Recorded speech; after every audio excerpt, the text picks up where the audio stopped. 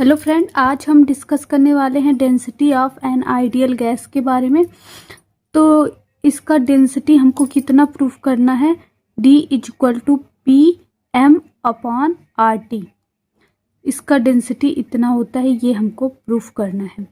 इसके पहले हमने आपको बताया जो रियल गैस इक्वेशन होते हैं PV = nRT में R का जो यूनिट होता है SI यूनिट और नॉन SI यूनिट क्या क्या होता है, इस पर हमने डिटेल में वीडियो प्रोवाइड किया है। तो अब हम देखेंगे कि ये कैसे प्रूफ होगा D = PM/RT।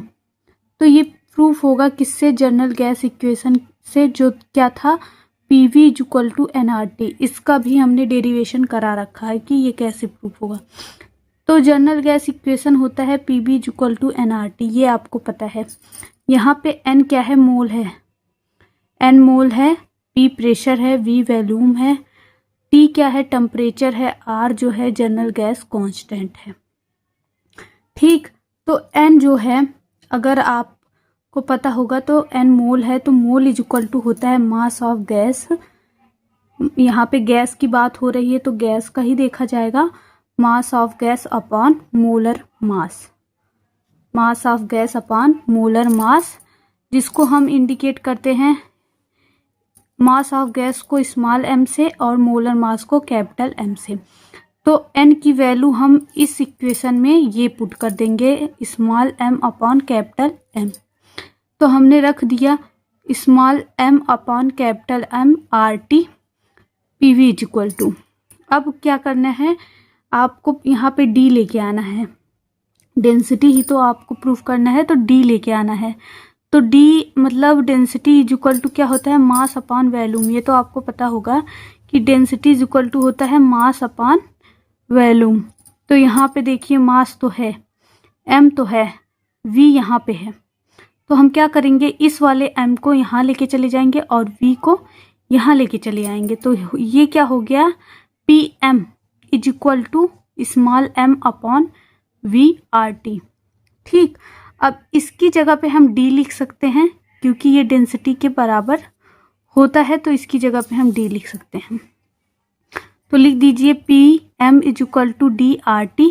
अब डेंसिटी हमको निकालना है तो D को यहीं रहने देंगे, RT को इधर लेके जाएंगे तो ये नीचे चले जाएगा, क्या हो जाएगा PM/RT। अब ये इक्वेशन प्रूफ हो गया, यही हमको प्रूफ करना था, D = PM/RT। अब ये इक्वेशन देख के आपको क्या लग रहा है, जो डेंसिटी है वो डायरेक्टली प्रोपोर्शनल है प्रेशर के, पहला पॉइंट, और जो डेंसिटी है वो डायरेक्टली प्रोपोर्शनल किसके है, molar mass of gas, gas के मोलर मास के भी डायरेक्टली प्रोपोर्शनल है। अब बात कर लेते हैं, डेंसिटी जो है टेम्परेचर के क्या है, इन्वर्सली प्रोपोर्शनल है। इन्वर्सली प्रोपोर्शनल का मतलब अगर डेंसिटी बढ़ेगा तो टेम्परेचर घटेगा, टेम्परेचर घटेगा तो डेंसिटी बढ़ेगा, उल्टा होगा। और अगर डायरेक्टली प्रोपोर्शनल की बात किया जाए कि डेंसिटी और प्रेशर जो है वो डायरेक्टली प्रोपोर्शनल है, तो अगर डेंसिटी बढ़ रहा है तो प्रेशर भी बढ़ेगा। तो ये पॉइंट हो गया, इसको देख के आपको ये पता चल रहा। रही बात R की, तो R आपको पता है कि जनरल गैस कांस्टेंट है, तो कांस्टेंट को हम नहीं काउंट करते हैं। तो यहाँ पे देखते हैं, density of gas is directly proportional to pressure, pressure के डायरेक्टली प्रोपोर्शनल है D जो है डायरेक्टली प्रोपोर्शनल है प्रेशर के। Second point, density of gas is directly proportional to molar mass of gas, molar mass के भी डायरेक्टली प्रोपोर्शनल है। और density of gas is inversely proportional to temperature, तो D जो है इन्वर्सली प्रोपोर्शनल है टेम्परेचर के। ये 3 पॉइंट हो गए यहाँ पे। इसी पे क्वेश्चन पूछा जाता है, इसी पे क्वेश्चन पूछा जाता है। मान लीजिए हमने क्या किया, कोई गैस है, मान लीजिए जिसका टेम्परेचर है 25 डिग्री सेल्सियस, 25 डिग्री सेल्सियस उसका टेम्परेचर है। हमने उस टेम्परेचर को इंक्रीज करके कितना कर दिया, मान लीजिए हमने कर दिया 38 डिग्री सेल्सियस, 25 से हमने कर दिया 38 डिग्री सेल्सियस, टेम्परेचर हमने इंक्रीज किया। तो आपसे पूछेगा कि गैस की जो डेंसिटी होगी वो इंक्रीज होगी कि डिक्रीज होगी कि कांस्टेंट रहेगी, मे बी इंक्रीज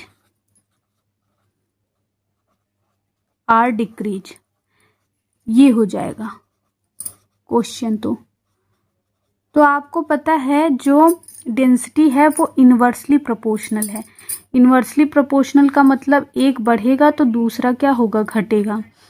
तो ये तो टेम्परेचर तो बढ़ रहा है, यहाँ पे आपने देखा कि 25 से 38 हुआ टेम्परेचर बढ़ रहा है, तो डेंसिटी क्या हो जाएगा, डिक्रीज हो जाएगा। ये वाला ऑप्शन आपका सही हो जाएगा, डेंसिटी डिक्रीज हो जाएगा। और देख लीजिए क्वेश्चन, मान लीजिए हमने क्या किया, टेम्परेचर को डबल किया, टेम्परेचर मतलब बढ़ा के डबल कर दिया, जितना था पहले उससे डबल कर दिया, और प्रेशर को 4 टाइम इंक्रीज कर दिया।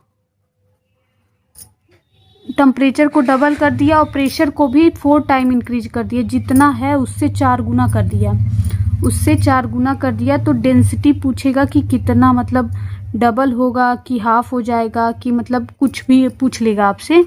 जैसे कि डबल हो गया डेंसिटी, कि हाफ हो जाएगा, आधा हो जाएगा, कि 4 टाइम वो भी इंक्रीज हो जाएगा, कि 1/4 टाइम इंक्रीज होगा। ठीक, तो ये आपको दे दिया अगर, तो आप कैसे निकालोगे, कुछ नहीं करना है। इक्वेशन जो मिला था ऊपर क्या था, D=P∩M/RT आपको मिला था, तो इसको D डैश कर दीजिए। ठीक, अब क्या करना है आपको, यहाँ से पता चला है कि टेम्परेचर डबल हुआ है, डबल कर दीजिए यहाँ पे टेम्परेचर को। R तो कांस्टेंट ही है, 2T हो गया, T से क्या हो गया, 2T हो गया। अब यहाँ पे लिखा है कि प्रेशर जो है वो 4 टाइम इंक्रीज हुआ, तो प्रेशर को भी 4 टाइम इंक्रीज कर दीजिए, 4P हो गया। M वैसे रहने दीजिए, M का कोई बात नहीं किया गया यहाँ पे। तो अब क्या होगा, अगर इससे हम इसको कैंसिल करें तो 2PMRT आपको देख के ही पता चल रहा है ये कितना है, D के बराबर है, तो ये हो जाएगा 2D, मतलब कि ये डबल हो जाएगा। जो डेंसिटी है वो क्या हो जाएगा, डबल हो जाएगा। अगर हम टेम्परेचर डबल कर रहे हैं और प्रेशर को 4 टाइम इंक्रीज कर रहे हैं, मतलब 4th कर रहे हैं, इसका 4 गुना कर दे रहे हैं, तो डेंसिटी जो है वो डबल हो जाएगा। ऐसे क्वेश्चन पूछे जाते हैं। एक क्वेश्चन और करके दिखा दे रहे हैं, वो दूसरे टाइप के होते हैं। मान लीजिए आपसे पूछ लिया, which of the following gas has highest density at STP। तो गैस देख लीजिए कौन कौन से हैं, CO2, O2, SO2, H2। अब बात करते हैं यहाँ पे STP का क्या मतलब हो गया। STP का मतलब हो गया standard temperature pressure. Standard temperature pressure मतलब कि इसने इसमें क्या कर दिया, प्रेशर और टेम्परेचर को कांस्टेंट कर लिया, प्रेशर और टेम्परेचर को कांस्टेंट कर लिया। मान लीजिए यहाँ पे देखते हैं, वही इक्वेशन है जो यहाँ पे क्या हुआ, टेम्परेचर कांस्टेंट हो गया है, प्रेशर कांस्टेंट हो गया है। अब आपको पता है डेंसिटी क्या होता है, डायरेक्टली प्रोपोर्शनल होता है, डायरेक्टली प्रोपोर्शनल होता है मोलर मास के, M के डायरेक्टली प्रोपोर्शनल होता है। तो टेम्परेचर और प्रेशर तो कांस्टेंट है, डिपेंड किस पे करेगा, मोलर मास पे। जिसका मोलर मास जितना ज़्यादा होगा उसकी डेंसिटी उतनी ही ज़्यादा होगी।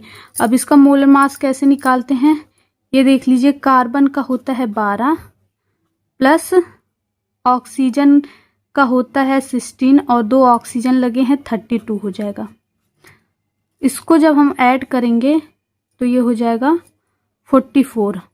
ठीक, अब ऑक्सीजन की बात करते हैं तो ऑक्सीजन का 2 ऑक्सीजन यहाँ पे लगे हैं तो 32, एक का होता है 16 तो 2 का हो जाएगा 32। बात करते हैं इसका SO2 का, तो S का होता है 32 और 2 ऑक्सीजन लगे हैं तो दोनों के हो जाएंगे 32।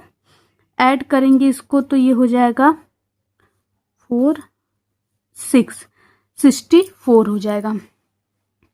अब बात करते हैं हाइड्रोजन की। हाइड्रोजन का 1 होता है, 2 हाइड्रोजन लगे हैं, 1 1 हो गया 2।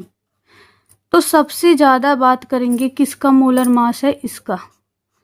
जिसका मोलर मास ज़्यादा होगा उसकी डेंसिटी भी ज़्यादा होगी, तो SO2 की डेंसिटी भी ज़्यादा होगी। अगर कम का पूछता तो हाइड्रोजन का हो जाता, ज़्यादा पूछ रहा है तो ये हो जाएगा।